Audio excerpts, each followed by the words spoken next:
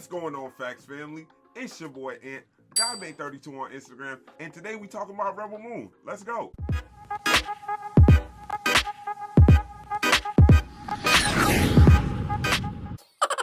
So Rebel Moon is a new Zack Snyder joint that came out through Netflix. I was a little bit busy, so I just got to watch it a couple days ago. Watched it a couple of times, got my thoughts in order about it. So I think I could give you exactly what I thought about the film right now, even though it's split into two parts. I think just a quick overview of it is just like, there is nothing in this movie that is horribly bad. There's nothing in this movie that would make me want to write it off altogether or just saying it's a bad movie overall. I think my problem comes with this movie through the disappointment of promises. I think the setup of this movie was amazing. The backstory of the characters is awesome. The backstory of the world is awesome and grand. The characterization of the main characters is, you know what I mean, it's Star Wars, but we're not even looking at it like that. It's its own depiction of what this space society would look like. So I'm not even like thinking about the backstory of the entire film, how he went to Lucasfilm, how it got rejected a couple times, how he had to retool it and come to Netflix with it. We're not talking about none of that. We're just talking about what I've seen on screen and how this world depicts itself and not how it like matches up to anywhere else. So because I've seen a lot of people talking about how derivative this film is and how it's like this and like that, and I really do feel like I can say that about any film, referencing another film and have a scene or has the essence of or is like this in some type of way. So I always think of that as them already coming to the table with prior baggage from that established IP or whatever that IP is and cannot unsee it when they look at this new problem. And I think that's their problem that they have to deal with. It would just take this new property for what it is and what it's showing you. And I think that's the main part because I loved what this was showing me, man. The visuals of Rebel Moon was off the scale. I think Zack Snyder was at his best right here, bringing everything together. If you're a Zack Snyder fan, man, there's going to be shades of almost all of his movies here. There's going to be scenes like 300 in here. There's going to be scenes of Batman versus Superman, Dawn of Justice in here. And even though it hurts me to say, there are going to be even some essences of Sucker Punch in here a lot of the time. When the landscapes get dreamy and you're in these flashbacks, it does remind me a little bit of how it felt when I was watching Sucker Punch. And in the best ways, because like I really don't like Sucker Punch, but even in me trashing Sucker Punch, I could literally say there's like a percentage of things that I like in there, you know what I mean? And of that percentage, they showed me a little bit of it in here, and I like that as well. But before I go into this overwhelmingly middling review of me keep saying, yo, it was okay, let's talk about the things I didn't like. Let's get these out of the way, where like this was just like egregious in a lot of ways, and because of the promises that the story had made and how good the setup for a lot of this is. Shout out to Anthony Hopkins. He really took me into the world with his voiceover into the beginning, and it's that voiceover that put me into this world and showed me everything that they need to show me, that when it starts falling short, it's just like, damn, come on, man. All you had to do was stick the landing. All you had to do was stick the landing. You already set me up, but you just kept falling short. You know what I mean? Like, these are the things that stick in my craw that to stop this movie from being like really good. And it hurts me for real, because it could have really been amazing. Like, no lie, just from the visuals alone, this movie could have been amazing.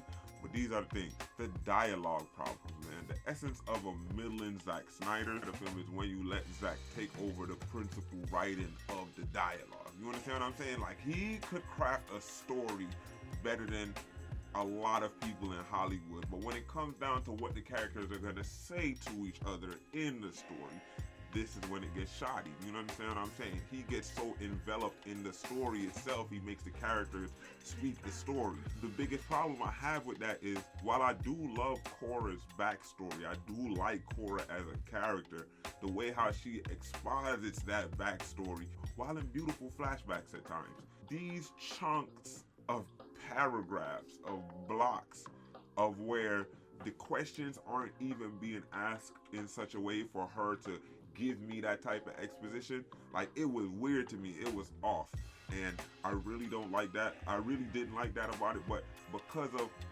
how beautiful she said it in a lot of the ways, I gave it grace. But like, you can only do that so many times, and I think she did that like at least 3 or 4 times throughout the movie, where she just gave us chunks of backstory, in which was cold. The backstory was awesome, but at the same time, I don't want the backstory like that. And if you're gonna give it to me like that, make the characters interact a bit more so I could get that backstory, but it feels like an interactive process and not just a monologue. And I think that moves into my other problem with it.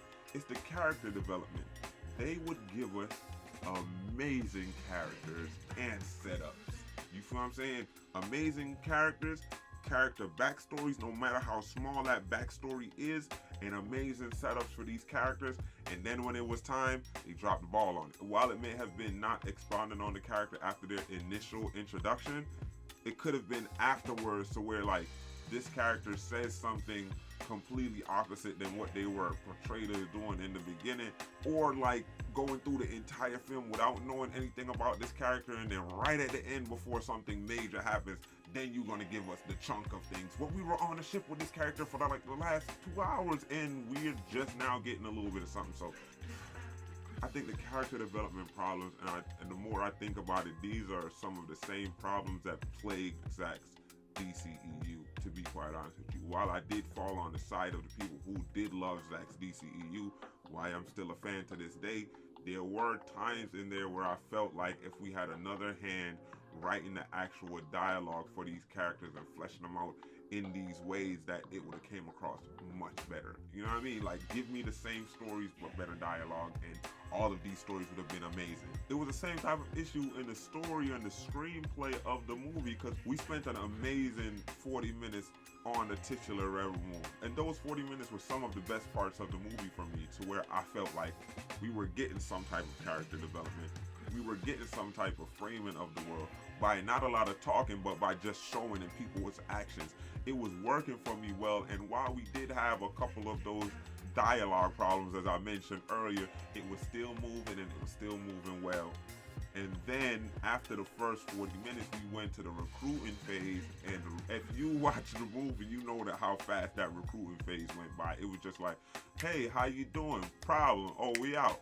Hey, how you doing? Problem. Oh, we out. Like, it was moving by so fast, and I do feel like if you are going to give us a 1 and 2, give us all of the things that you gave us throughout the recruiting process as just the whole first movie. You feel what I'm saying? Like, give me that first 40 minutes of them on the planet, and the last 40 minutes of them like recruiting, and just a little kerfuffle right after the recruitment. And then we could get on to like the second movie, but I don't know what exactly was it about.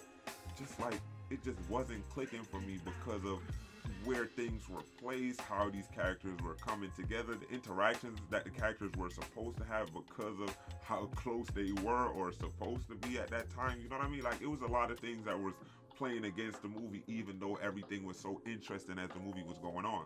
And while the majority of the CGI in this movie like was really solid, when it was bad, it was bad. When it looked like the volume, we were in the volume, like 100%. Like, I don't know how else to describe it, but there were certain times in the movie where I was just like, wow, the volume. But all in all, I really think this movie was just pretty okay. You know what I mean? And that's like the part that's like nagging at me. It's not bad enough for me to say like it was terrible, but it's not good enough for me even to say it's good. And that's like really annoying to me, because it has everything in it to be really good, but it's just the little things that they're dropping the ball on that's stopping this from being amazing. And I don't understand why they had all of this time to flesh this out in the correct way. All of these amazing minds and filmmakers, and this is what they gave us, man. Shout out to Zack, because like everything else is amazing. The characters are cool. Their backstories is like kind of awesome. You feel what I'm saying? Like, the lady whose kids are killed, and she just went on a vendetta mission to chop people up. She got robot arms and lightsabers. The lost prince who's on this like world being slave. Like, I want to dig into all of those backstories. All those backstories are interesting enough to like warrant miniseries of their own. You understand what I'm saying? Or one-shot episodes where like we get all of their backstories in one go, and all of that plus all of the things that happen with the villain, the mother world, everything that's going in the background with Issa and all of these people. It's so rich, it's so good. I want more of it, but I want better writing. If you're gonna give me the story, if you're gonna envelop me into this world, I want it to be told to me correctly. And I don't want to be like assuming half of the things that's happening because like you're not telling me explicitly, and or the characters don't even know explicitly and they're just guessing too.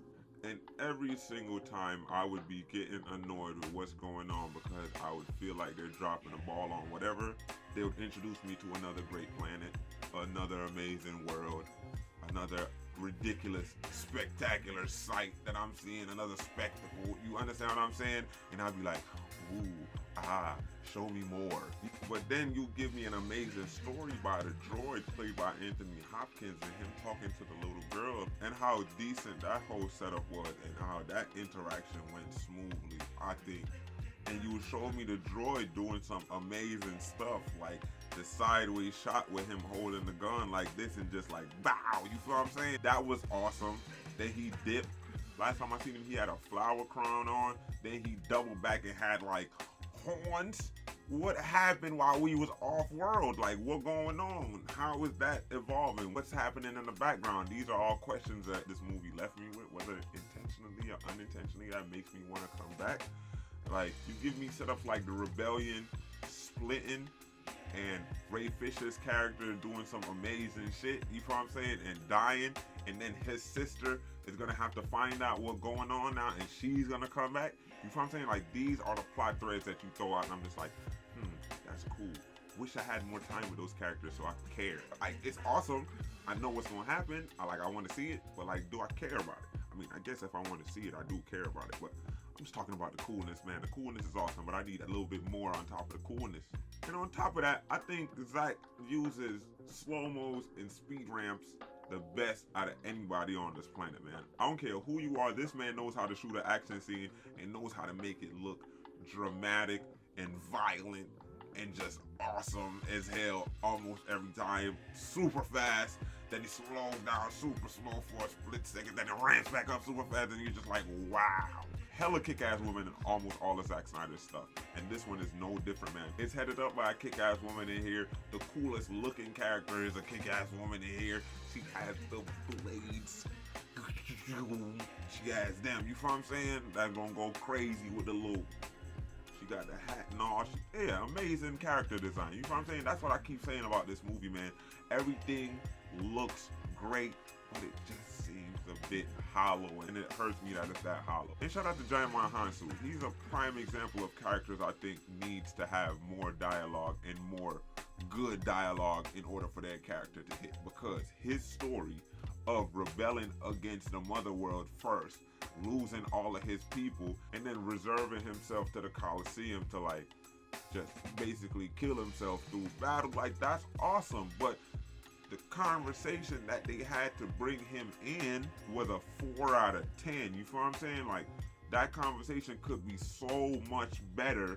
They gave me all of the base elements of the conversation, but if they put 2 or 3 more lines in there from her or him, that would make that conversation so much better. You would be better hooked to that character and understanding why he wants to go ahead and do that. And you know, when it's all said and done, while I did really like this film, my biggest problem is the screenplay and connecting with the characters. Because while everything is awesome and I like everybody, I could not find it in me to really care about what was going on. I think that's the biggest issue. I think the world is so rich. Everything is so grand. You want to know more about the world, but when it's all said and done, do you really care about what happens in this world? Do you really care about even the people that we've been rocking with for 2 hours and 20 minutes? You feel what I'm saying? Like, I really didn't care. Like, they were sitting there on the little gurney machines that had their head like this, and when Shorty got loose and started firing, I was like, do I really care that everybody up there might be Swiss cheese right now? And I really didn't, because I was like, yo, there's gonna be a part 2. So like, maybe this was for nothing. All of these people died. She had to go through all of that stuff again and then build it back and come back better in part 2. You know what I mean? I didn't know. I ain't know. And maybe that's a good thing that it kept me guessing. But that's just my thoughts. Put yours in the comments. Let me know what you think about the movie, man. Did you see Rebel Moon? Who was your favorite character in Rebel Moon? What was your biggest problem with Rebel Moon? What do you think about Zack Snyder as a director? And what do you think would have made this movie better? Do you agree with my assessment or not? Throw that all down in the comments below. But yeah, guys, if you like what we doing here, please remember to like and subscribe. It helps us way more than you know, and it helps us beat the YouTube algorithm. And if you want to be notified when we upload new videos, go ahead and click that little bell icon. Thank you.